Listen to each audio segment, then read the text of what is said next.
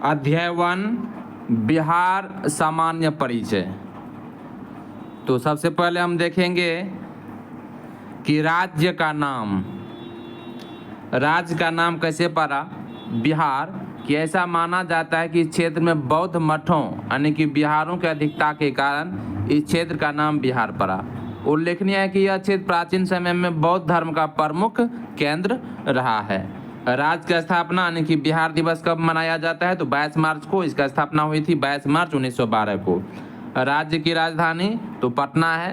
प्राचीन समय में पाटलिपुत्र, पुष्पपुर, कुसुमपुर तथा अजीमाबाद इसके अन्य नाम रहे हैं। राज्य की भौगोलिक स्थिति है 24 डिग्री 20 मिनट से 27 डिग्री 31 मिनट उत्तरी अक्षांश से, 83 डिग्री 19 मिनट से 88 डिग्री 17 मिनट पूर्वी देशांतर के मध्य है। राज्य का क्षेत्रफल कितना है? 94,163 वर्ग किलोमीटर, जो कि देश का 13वां सबसे बड़ा राज्य है। उत्तर से दक्षिण की लंबाई देखेंगे 345 किलोमीटर है। पूर्व से पश्चिम की लंबाई 483 किलोमीटर है। राज्य की सीमा से लगे राज्य हैं 3। पश्चिम बंगाल पूर्व में है, उत्तर प्रदेश पश्चिम में तथा झारखंड दक्षिण में है। राज्य की सीमा से लगा देश है नेपाल, जो कि उत्तर में है।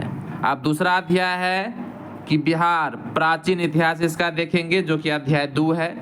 बिहार के ऐतिहासिक परिचय को निम्नलिखित शीर्षकों के अंतर्गत दिए गए तथ्यों के आधार पर प्राप्त किया जा सकता है। पुरापाषाण काल, इस काल के प्रमुख पुरातात्विक अवशेष मुख्यतः दक्षिण बिहार से प्राप्त हुए हैं। इसमें पत्थर की कुल्हाड़ी, चाकू, खुरचनी तथा उत्कीर्ण खुरपी आदि हैं। ये अवशेष मुख्यतः गयाजी की जेठियन व पेमार घाटी, मुंगेर के भीम बांध व पैसरा, भागलपुर के राजपोखर व मालीजोर, पश्चिमी चंपारण के वाल्मीकि नगर तथा नालंदा क्षेत्र से प्राप्त हुए हैं। इसके अतिरिक्त गया जिले के शेर घाटी में प्रागैतिहासिक मानव के चट्टानी आवास के 2 साक्ष्य भी मिले हैं। मध्य पाषाण काल में देखेंगे तो इसमें इस काल के साक्ष्य के अंतर्गत मुंगेर जिले से छोटे आकार के पत्थर निर्मित तेज हथियार तथा नोक वाले औजार मिले हैं। नवपाषाण काल में देखेंगे तो इस काल के साक्ष्यों के अंतर्गत पत्थर के सूक्ष्म औजारों के साथ साथ हड्डी निर्मित उपकरण प्रमुख है, जो चिरांद जो कि सारण में है, मनेर, पटना, चेचर व कुतुबपुर, वैशाली, ताराडीह, गया तथा सेनुआर, रोहतास से मिले हैं। इसमें चिरांद हड्डी के उपकरणों के लिए पूरे देश में विख्यात है। अब है ताम्रपाषाण काल, इस काल के साक्ष्य चिरांद सारण, सोनपुर, बेलागंज प्रमुख, गया, मनेर, पटना, चेचर, वैशाली, राजगीर, सेनुआर, रोहतास तथा उरियम, भागलपुर से मिले हैं। इसमें काले एवं लाल मृदभांड प्रमुख है, जो सामान्यतः 1000 ईसा पूर्व से 900 ईसा पूर्व तक माने जाते हैं। अब है लौह काल, आयरन पीरियड। इस काल को उत्तर वैदिक काल भी कहा जाता है। इस दौरान मानवीय बस्तियों के उत्तर बिहार क्षेत्र में स्थापित होने के संकेत मिलते हैं। इस काल के अंतर्गत लोहे का उपयोग मुख्यतः औजार बनाने के लिए होता था।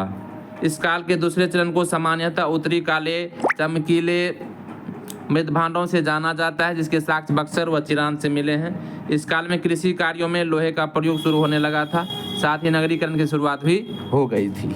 अब है वैदिक युग। इस काल के अंतर्गत सर्वप्रथम शतपथ ब्राह्मण ग्रंथ वर्तमान बिहार के भौगोलिक क्षेत्र का वर्णन मिलता है। इसमें विदेह वर्तमान तिरहुत क्षेत्र के जनक को सम्राट राजा बताया गया है।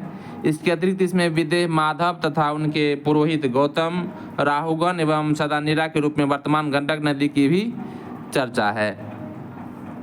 शतपथ ब्राह्मण के अनुसार माधव विदेह को ही बिहार उत्तर बिहार में आर्य संस्कृति का विस्तार करता माना जाता है।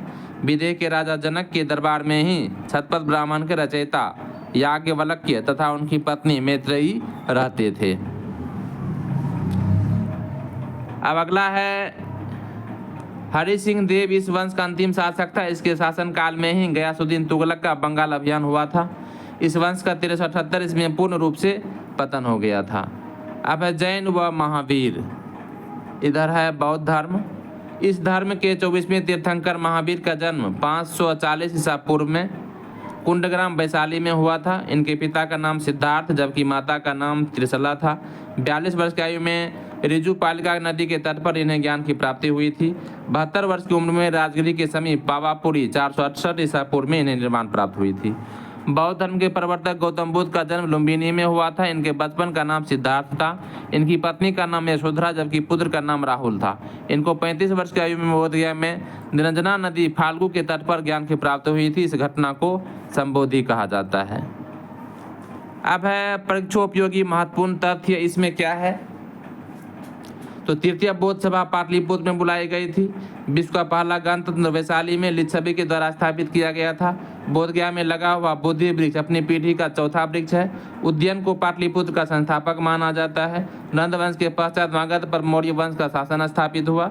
घरानंद सिकंदर महान के समकालीन था।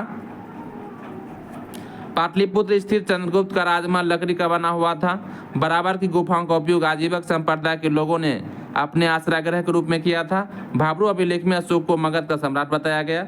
अजातशत्रु के समय प्रथम बौद्ध संगीति राजगृह में आयोजित हुई थी।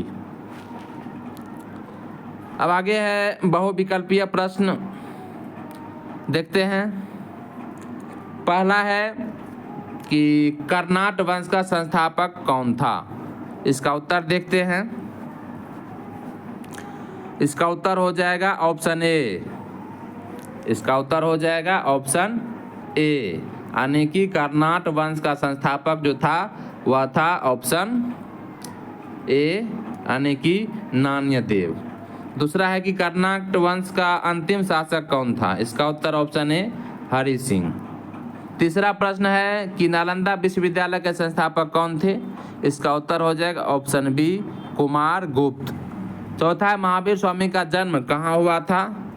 इसका जन्म हुआ था, देख लेते हैं इसका उत्तर। इसका जन्म हुआ था ऑप्शन ए। इसका जन्म हो जाएगा ऑप्शन ए, यानी कि कुंडग्राम में। अगला प्रश्न है पांचवा कि मगध की कौन सी राजधानी कौन सी थी? इसका उत्तर हो जाएगा ऑप्शन ए, पाटलिपुत्र। उससे पहले राजगिरी थी। छठा है अजातशत्रु के वंश का नाम क्या था? अजातशत्रु के वंश का नाम क्या था? तो इसका उत्तर हो जाएगा ऑप्शन बी, हर्यक वंश था। तृतीय बौद्ध सभा किस स्थान पर बुलाई गई थी? इसका उत्तर देख लेते हैं 7 नंबर का, तो डी है। 7 नंबर का उत्तर है डी, यानी कि पाटलिपुत्र में। 8वां की बोधगया में बोधि वृक्ष अपने वंश की किस पीढ़ी का है? इसका उत्तर हो जाएगा ऑप्शन बी, चतुर्थ पीढ़ी का, भी हम लोग पढ़े थे। 9वां प्रश्न कि विश्व का पहला गणतंत्र वैशाली में किसके द्वारा स्थापित किया गया था? तो लिच्छवी के द्वारा, ऑप्शन डी हो जाएगा। 10वां है कि पाटलिपुत्र के संस्थापक कौन थे? इसका उत्तर ऑप्शन ए हो जाएगा, उदयन पाटलिपुत्र के संस्थापक थे। 11वां प्रश्न है कि नंद वंश के पश्चात मगध पर किस राजवंश का शासन किया गया था? तो इसका उत्तर हो जाएगा 11 नंबर का, ऑप्शन ए, मौर्य का। ईसा पूर्व 6वीं सदी में विश्व की प्रथम गणतंत्रात्मक व्यवस्था कहाँ स्थापित थी? इसका उत्तर ऑप्शन ए हो जाएगा, वैशाली में, लिच्छवियों की। 13वां प्रश्न है कि चीनी यात्री ह्वेनसांग ने किस विश्वविद्यालय में अध्ययन किया था? तो इसका उत्तर हो जाएगा ऑप्शन डी, यानी कि नालंदा में। अब आगे बढ़ते हैं और अगला प्रश्न देखते हैं। अगला प्रश्न है 14वां कि वह स्रोत जिसमें पाटलिपुत्र के प्रशासन का वर्णन है। इसका उत्तर हो जाएगा ऑप्शन सी, इंडिका, जिसके लेखक मेगास्थनीज थे। 15वां की अशोक के शासन काल में बौद्ध सभा किस नगर में आयोजित की गई थी? अशोक के शासन काल में। इसका उत्तर देख लेते हैं। 15 नंबर का क्या है? तो बी है। तो इसका उत्तर हो जाएगा ऑप्शन बी, पाटलिपुत्र में। निम्नलिखित में से मगध का कौन सा राजा सिकंदर महान के समकालीन था? तो ऑप्शन बी हो जाएगा, घनानंद उनके समकालीन था। विक्रमशिला शिक्षा केंद्र के संस्थापक कौन थी? ऑप्शन बी हो जाएगा, धर्मपाल। अब आगे बढ़ते हैं और अगला प्रश्न है 18 नंबर का प्रश्न है कि पाटलिपुत्र में स्थित चंद्रगुप्त का महल मुख्यतः बना था किसका? उत्तर हो जाएगा ऑप्शन सी, लकड़ी का। 19वां प्रश्न है कि बराबर की गुफाओं का उपयोग किसकी आश्रय गृह के रूप में किया गया? तो इसका उत्तर हो जाएगा ऑप्शन ए, आजीविकों के लिए। 20वां है कि वह स्तंभ जिसमें अशोक ने स्वयं को मगध का सम्राट बताया था। इसका उत्तर ऑप्शन बी हो जाएगा, रूमिन देई स्तंभ। देखते हैं 20 का क्या है उत्तर, 20 का जो है डी है उत्तर, 20 का डी है, 19 का ए है, 19 का तो ठीक है, 20 का डी है, इसलिए इस प्रश्न का राइट उत्तर हो जाएगा ऑप्शन डी, भाब्रू अभिलेख में। गौतम बुद्ध का जन्म कहाँ हुआ था, तो इसका उत्तर हो जाएगा ऑप्शन सी, लुम्बिनी में, जो कि नेपाल में है।